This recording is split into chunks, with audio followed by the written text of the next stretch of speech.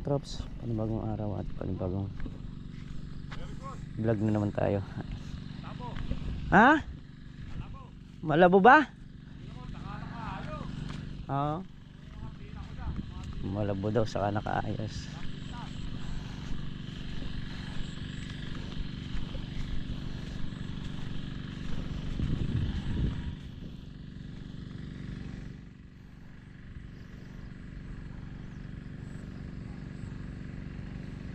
Ayun mga katrops.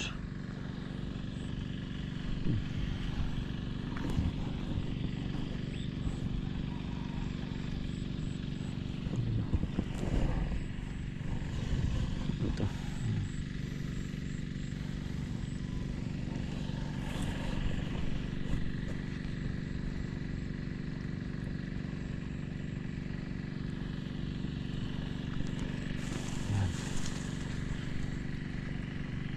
I-spray tayo ngayon mga katrops.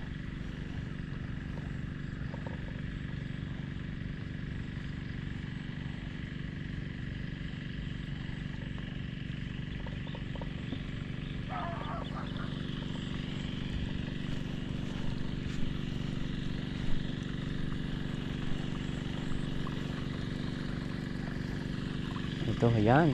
Maganda yung ganito. Mataas.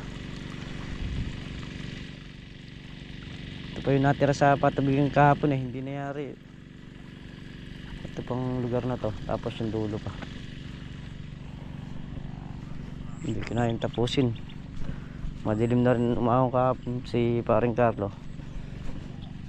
Pero hindi talaga nangyari. Hindi naman eh. Kahit paano maayos naman yung ano.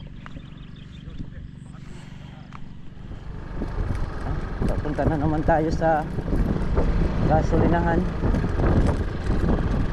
at naubusan na nga ng gas na pang grass cutter, pampatubig, saka sa power spray.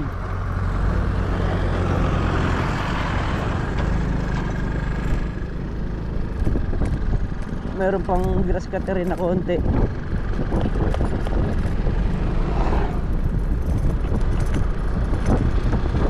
Tapos patubig, yung sa tubig medyo maluwang pa.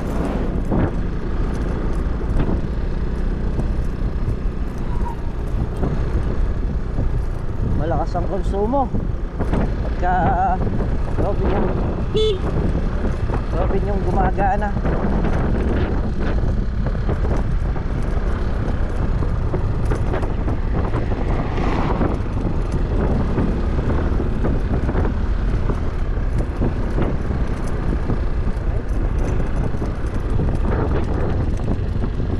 Wala eh, naka-shutdown yung ilog kaya hindi po pwede yung diesel natin.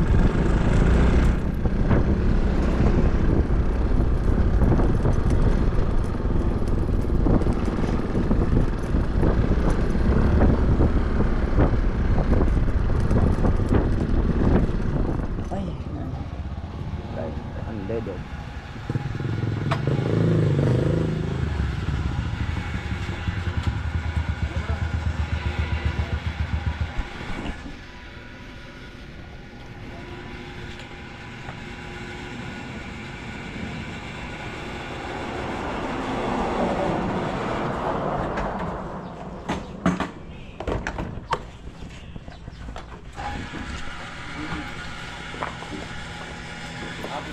Ay.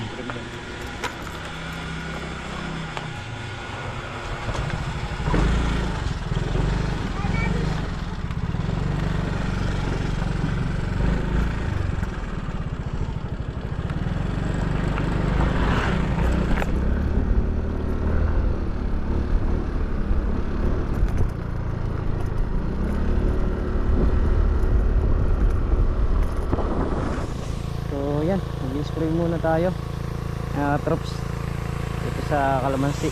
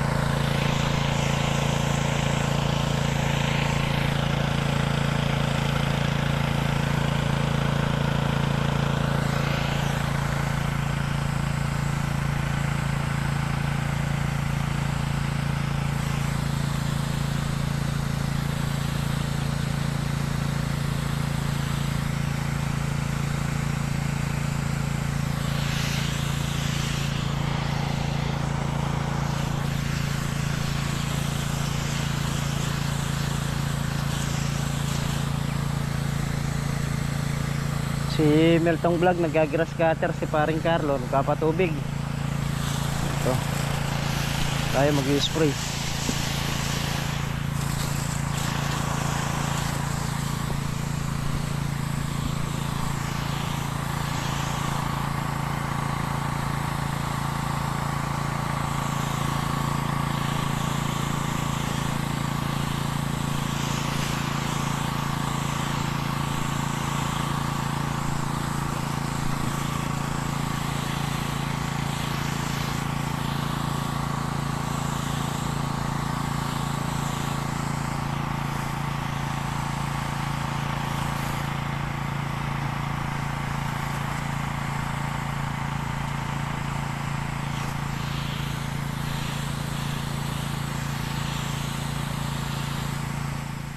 Yung mga katraps, 1/4 pa yung ating ini-spray. Pero pahinga muna ako mga katraps, grabe init. 1/4 na lang yun. Papatayin ko muna yung makina. Ay, solo lang tayong nag-spray dito mga katraps. Ayun mga katraps, start na ulit tayo dun sa ating ni-spray. At ang oras natin 10:30.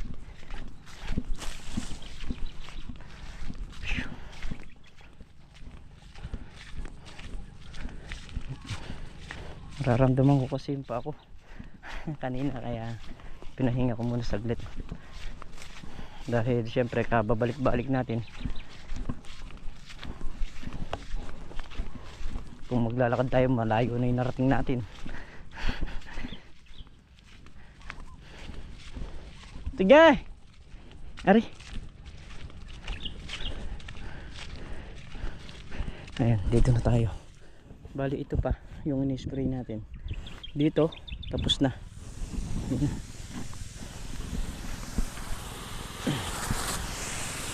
Nakatrap. Ito, pisngin na lang. Ayan, ito na lang pisngin na to.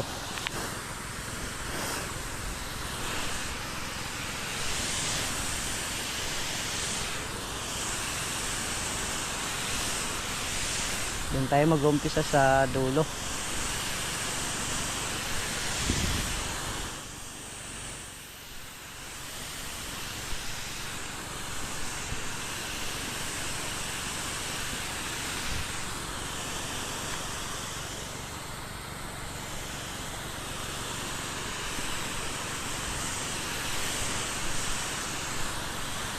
Yung tubig natin hanggang dyan pa lang.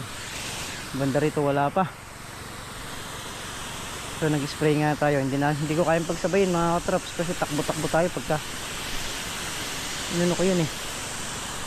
Inaandar ko yung Robin. Hindi kaya. Kaya rin na lang natin ito. So yun mga katraps, tayo kaya rin na. Tapos na tayong mag-spray. So papadaanan ko lang sa ibabaw habang papunta tayo doon.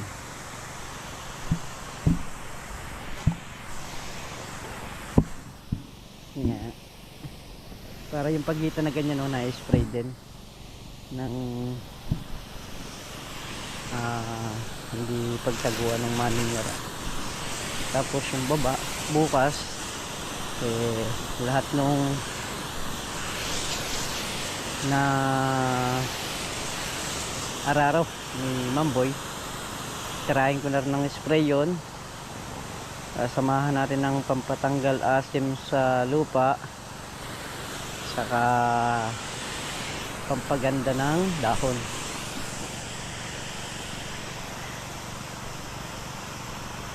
Saka pang insekto. Yun ang i-spray natin dun bukas. Yung si paring Carlo, paubos na naman daw yung diesel niya.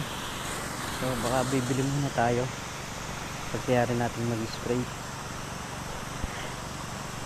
Lakas sa konsumo mga trops pagka ganito, kasi sabay-sabay meron kasing grass cutter, may spray, may patubig na ganong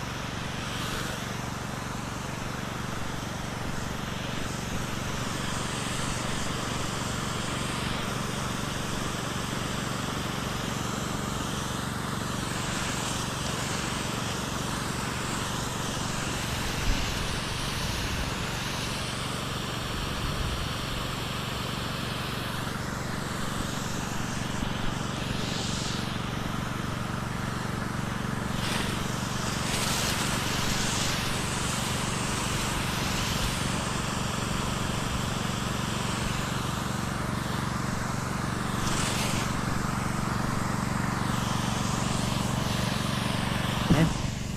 Finish the game na. Troops.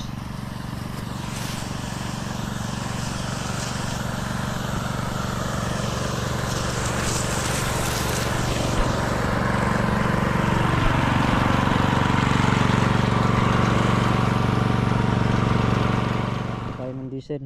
Mga katrops. Ay, mamaya. Pre-pandari mo na kaya, Robin. Salim mo na to. Meron pa bang gas entong? Meron. Magkakasya pa kaya doon sa ano niya? Doon sa Gagras Kateren?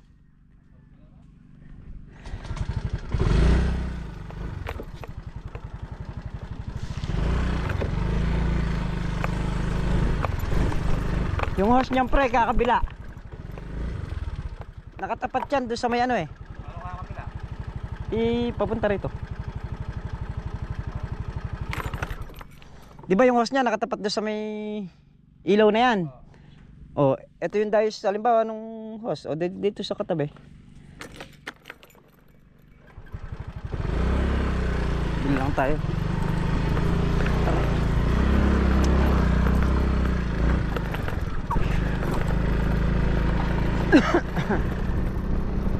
Ahem.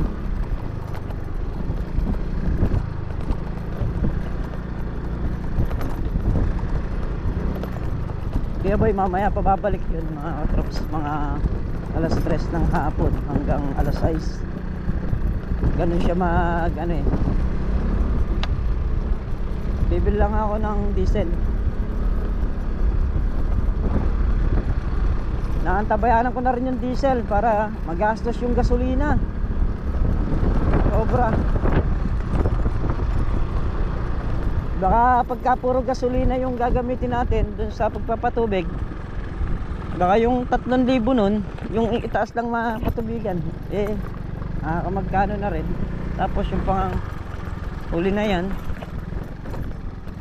wala tayong magawa dahil shutdown yung ilog eh. Hindi kaya nung malaking makina. Pero kung yung malaking makina gamit natin, sa maghapon nangyayari natin patubigan yung taas na yun. Halos 2 araw, tapos yung 2 solar na yun, yung taas saka yung baba. Sa Robin, ayan, kagaya niya, nakaka3 araw na hindi pa mayari. Naabutin pa ng hanggang bukas yun.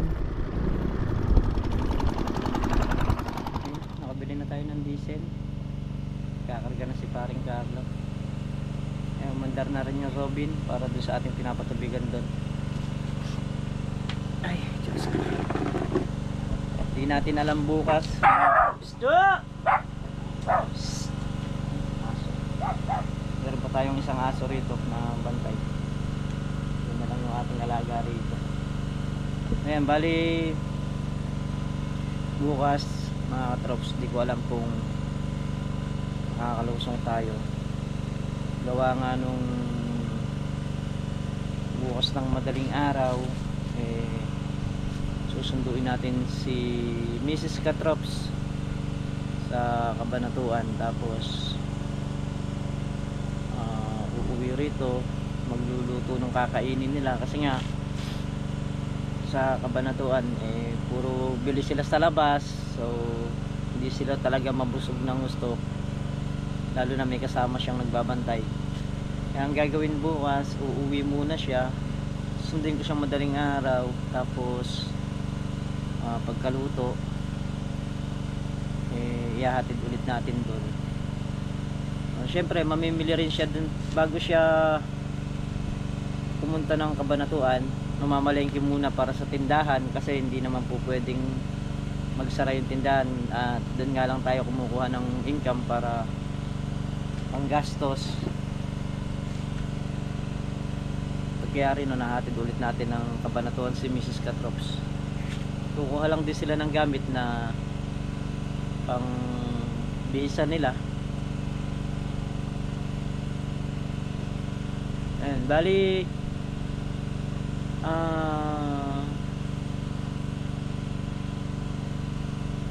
tawag nito, si nanay okay na yung sa diabetes niya, bumaba na.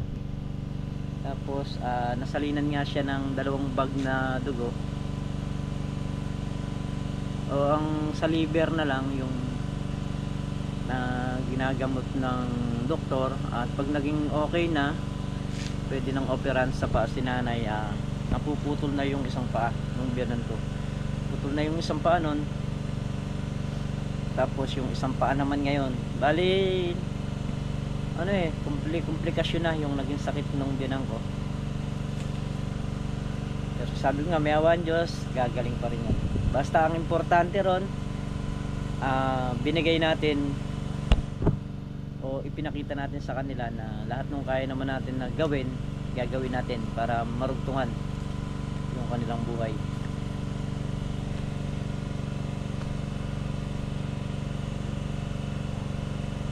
Kahit kanino naman mangyari yon, ganun ang gagawin. Susuportahan nila yung magulang nila para hanggang sa kaya nila. Yung mga katrops, sinubukan nating mamilmit dito sa tabi. Ayan lang yung bodega. Alam mo ba kung ano nahuli natin? Ito hipon. Makakain din pala, at nakukuha rin sila sa taga. Ayun dumaan yung bangka, ayan, bulabog na yan. Hipon ang mga katrops, sumaambon. Buti na lang talab na yung ating in-spray dyan. Ayan, maamoy.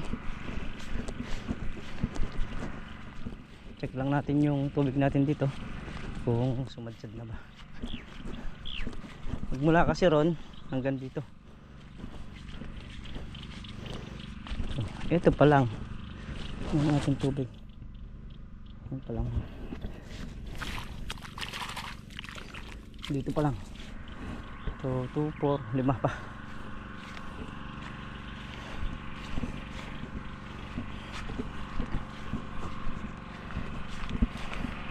Habang naghihintay tayo ng pagkuha ng tubig, naglilibang tayo doon sa baba para mamilmit kung merong mga kakagat. Ayun si paring Carlo, nandun sa may gitna. Sila Meltong Vlog maglalaba muna raw, at babalik sila mamaya.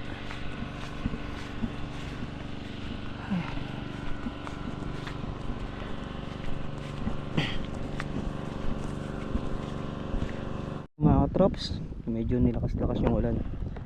So sana tuloy-tuloy para makamenos tayo sa lahat. Malaking menos to mga katrops pagka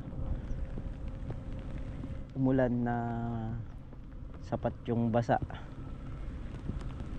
Menos tayo sa lahat.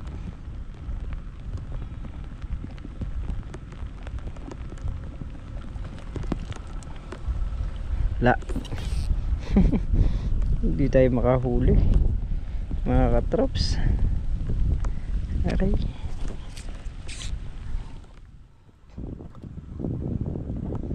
Ayan, napakababaw ng ilog. Ang layo nung kuhanan ng tubig. Lahat yan. Malakas na. Malakas. Takbo na tayo. Na. Malakas pa.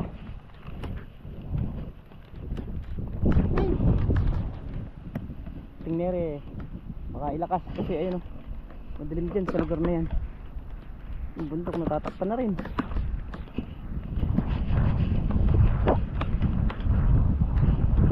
Ay, lakas pa sana. Dalawang puno pa yun nandun. Maraw uli mga katrops, kaya tuloy yung pagpapatubig natin. Di man tayo pinagbigyan kahit na kalahating oras lang. Ayan, tuloy ang pagpapatubig. Ayan, di pa inilakas yung ulan. Boss, diyan kahit papaano may tinatamaan ka ng ugat dyan. Wala tayong magagawa. Pero pabor sa kanya yan dahil mga kasi oo. Ayun, merong wala. Oo. Kailangan talaga niya yan eh. Sorry na lang sa sasabi. Pero inaano ko talaga. Mm. Oo. Ayan mga katrops. Lambot ng lupa.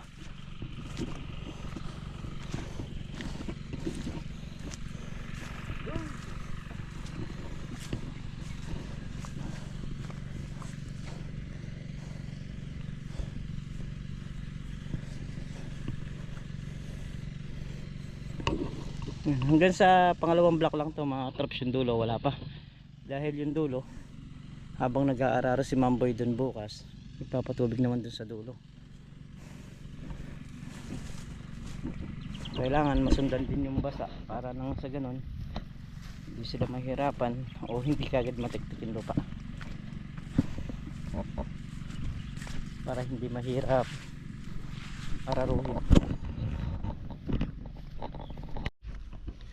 So yung mga katrops, naglipat nga kami ng makina dito. Ang pwesto naman dito naman, at ito naman yung patutubigan yung tapat na to, kasi nayari na yung taas saka yung gitna, tapos na. So ito yung paligid rito, dyan na itatapat ni paring Carla yan, pupunta rin.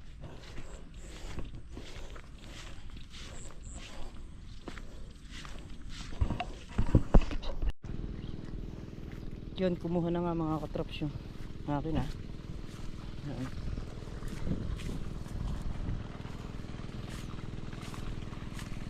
Yan si Mamboy, nag-aakari na.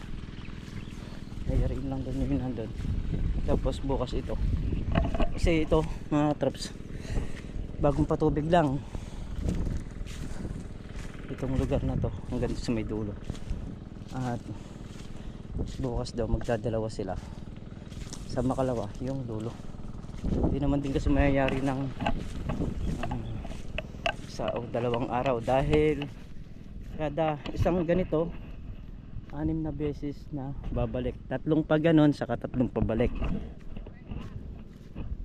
Oh,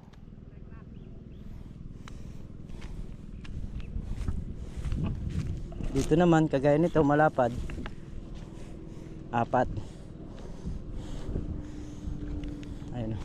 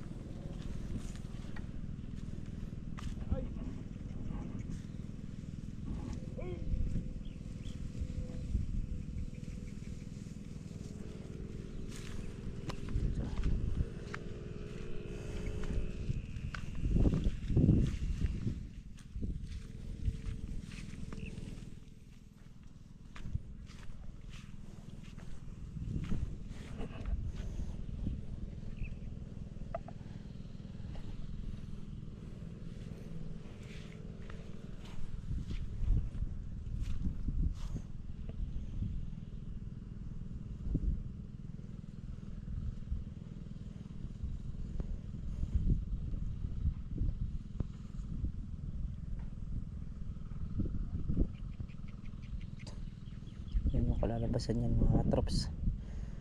Ito, bali ilang guys pa to. Itong isa na to, isa, dalawa, tatlo. Tatlong guys pa yung tatapusin yung Mamboy dito sa gilid. Tapos pabalikan daw niya yung bukas, kasi nga kakapatubig lang. Ay, mga panahon yung trick ng araw eh.